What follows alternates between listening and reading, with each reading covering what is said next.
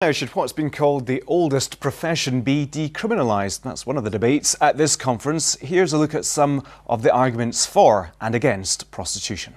Prostitution in 2019 is not just a form of violence against women, it is also a form of slavery, as 90% of women have a pimp, and most pimping fits the international definition of sex trafficking. As to the sex worker unions that purportedly represent women involved in prostitution, they are the only unions in the world where the bosses can be members and set the agenda. In 2017, the Scottish Government published their commissioned research into the nature and extent of prostitution in Scotland. What is the nature of prostitution in 2019? Street prostitution is now only 10% of the market. Like an iceberg, most prostitution is hidden away behind closed doors. It is ubiquitous across the whole of Scotland and advertised online through a variety of means. On punter websites, buyers can select their purchase like any other online product. Should they wish, they can order a woman like a pizza and review her performance like any other commodity. Due to the secrecy and indoor location, the numbers of women involved is unknowable. But according to police estimates from websites, prop-up brothels, and the investigation of trafficking gangs, it is taking place on an industrial scale. I've been researching sex work for a good few years now, and whenever it comes up, the first thing that people mention, inevitably, is human trafficking. And that's a real source of frustration to a lot of people, because the two issues are conflated despite being so different. Sex trafficking is to sex work what domestic servitude is to professional cleaning services, and what forced labour is to pretty much any other job. They're separate topics, and it does a disservice to both issues when they're packaged up together, because the challenges faced by professional sex workers are drastically different to those faced by people who are forced to sell sex against their will. We're talking about routine rape when we talk about human trafficking for sex, and it is horrific. In fact, our policy of decriminalisation wasn't written in spite of victims of trafficking. It was written as much for them as it was for sex workers.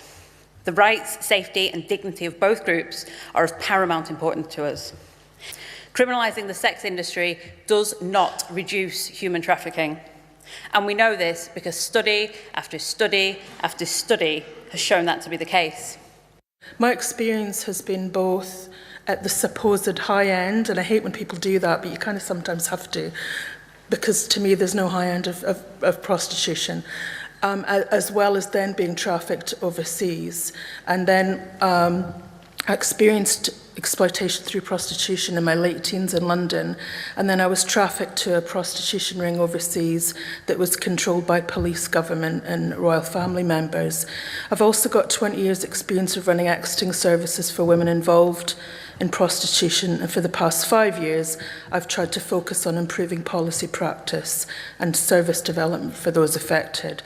The feeling of stress is what I remember the most about being involved in prostitution, going through a door and wondering what state I'd be in when I came out, waiting to be picked like something off a shelf, the observing, the dissecting, being the commodity everyone in the room knew you to be.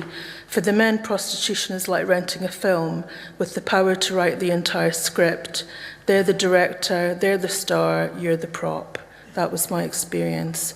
When I got sent overseas, it was sanctioned by authorities, and one night the head of security showed me his gun and asked me if my mum knew where I was. She didn't, and I was very far from home and far from her. He says he's going to have a freebie, which is, this is his terminology for rape.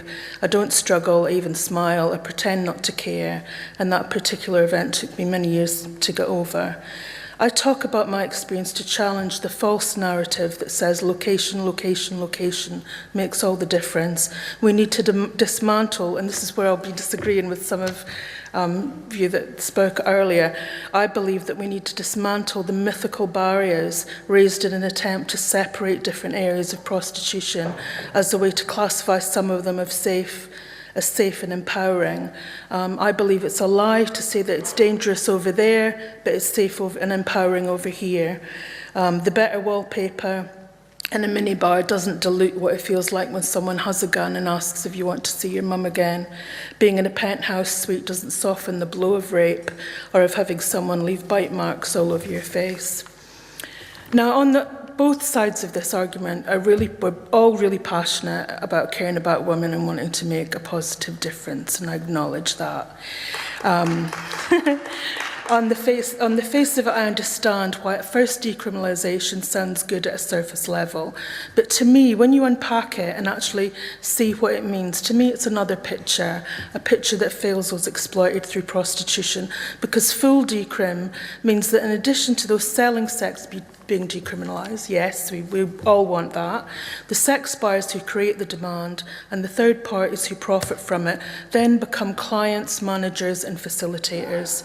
There's a determined effort to legitimise abuse in business terms with exploitative and criminal behaviour camouflaged by the respect that this mainstream language would afford. To me, it would not be equality to decriminalise both. Now, most of you will be aware of the girls in Rochdale and Rotherham, because it was a very high-profile case. I saw the same in Brixton and Streatham in the East End of London. Clearly, it's illegal to exploit children, but those girls turned 17 and 18, and nothing magically happens on their 18th birthday. They don't wake up to empowerment in a job like any other.